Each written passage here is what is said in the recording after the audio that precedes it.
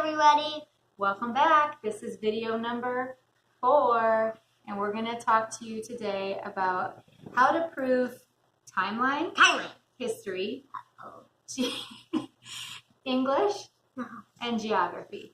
And Ian is not working towards Memory Master this year, but he was willing to be our model for today. So let's start right with English grammar.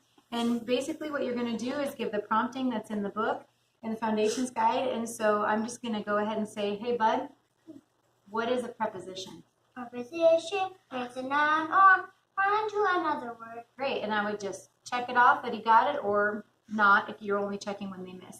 And then we do introduce the prepositions. There's a lot of lists of prepositions or verbs in this cycle. And so you can say, please list the prepositions starting with about, and then tell them to stop, or About a bird. good job. But because we learned these in a whole long list, that's okay. If your student knows it as a list and you just want to say, tell me the prepositions, they can just start with the song. They can just start with the song and continue all the way through until they finish all their prepositions. You can just follow along. You don't have to start and stop them. Okay, timeline. Same thing. Timeline can be done with or without the hand motions. It can be just recited verbally as like a chant or talking, or it can be sung. It's whatever. And the dates that you hear in the timeline song are not required for Memory Master. And so basically when I am doing the timeline, I turn to page 66 in the Foundations Guide, and it lists everything that they should be saying and by week. So I would say, Ian, can you start for me the timeline at the very beginning? Just start singing the timeline. Sing all of it.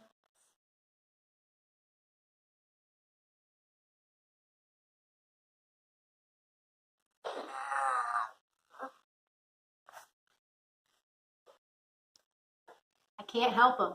In Memory Master, I can't help them get started. I can't hum a tune. I can't give a motion. And it can get really frustrating.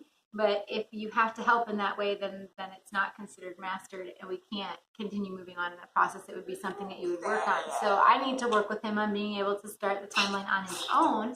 But if I just did this motion, do you know what that is? And the answer is Age of ancient empire. And once I give him that word, he's able to continue going. But the students should be able to do that on their own. This morning when I was doing some review with Olivia, she struggled in a couple of different spots as she skipped ahead to like a different part of the timeline. And so I'd let her go for a little bit, see if she could correct herself. And if she didn't, I'd stop her and I'd say, hey, could you start back at this part? I missed something. Can you start at the beginning of that part? Like, can you start back at, let's say, early Native Americans? And she'd start singing there, and I'd listen. If she corrected herself and did it right the second time through, it's considered mastered because it's in there. It just sometimes needs a second chance. That would still be considered mastered. I didn't tell her what she got wrong. I just asked her to start. I backed her up.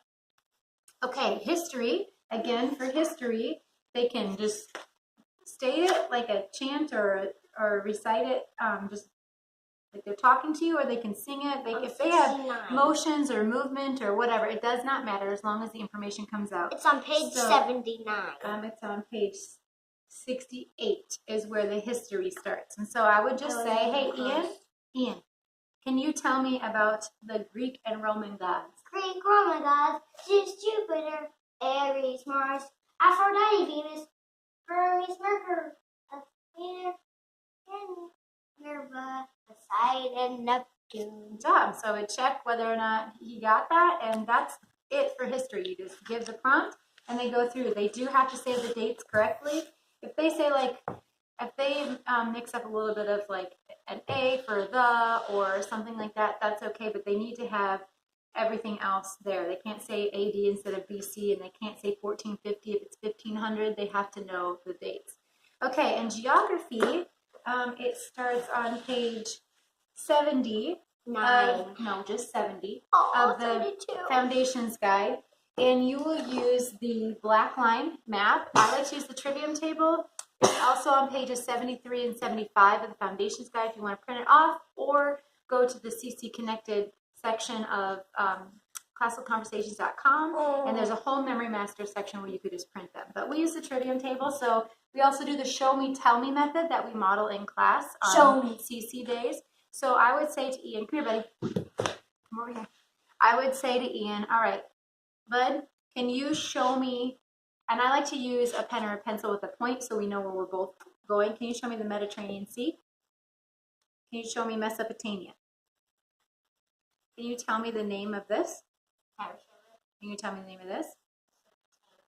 This, you said this is Mesopotamia. I'm pointing at this. Tigris. The Tigris River. And what's this? Sumer. Okay, and you just go in order from cycle 1, week 1 list all the way through. They do not need to know the heading. So you'll see on page 70 that it says Fertile Crescent.